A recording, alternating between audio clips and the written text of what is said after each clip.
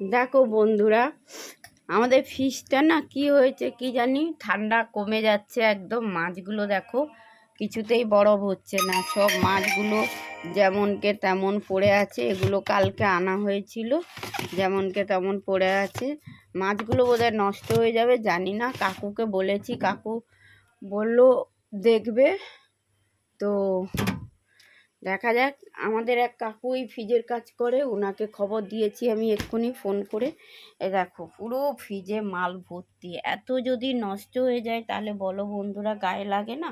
সবে কালকে শনিবার, সারা সপ্তাহের বাজার আর সবে হয়েছে করা হয়েছে। দেখো কত, এই যে পুরো মানে ফ্রিজটা ভর্তি, এই যে পুরো, ওই যে মানে পুরো ফ্রিজটা মাল ভর্তি। জানি না কি হবে, নষ্ট ফষ্ট হয়ে যাবে কি না, দেখা যাক। লোক খবর দিয়েছি, আসবে বলেছে। কেউ যদি জানো একটু বুদ্ধি দিও যে এটা কি করলে হবে। আর আমাদের না প্রচুর বাজার হয়, সারা সপ্তাহের বাজার তো শনিবার হয়, যার জন্য না আমার মনে হচ্ছে ফ্রিজ লোড নিতে পারছে না।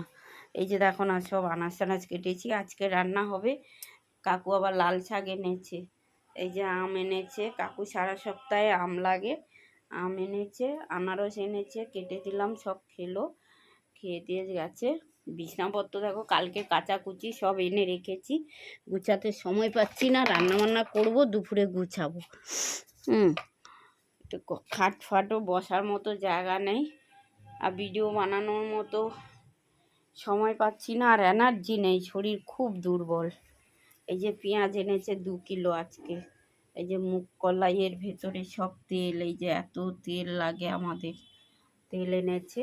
আর এই যে রান্নাবান্না করছি, এই যে রান্নাবান্না, এই যে রান্নাবান্না হবে। ওই যে মাছ আজকে বানাবো, লাউ, এই যে লাউ আর ওখানে ভাপাতে দিয়েছিলাম, হয়ে গেছে। ওগুলো ঢেলে আবার এগুলো দেবো। কচু নাড়া করবো, ছোলা কচু নাড়া করবো।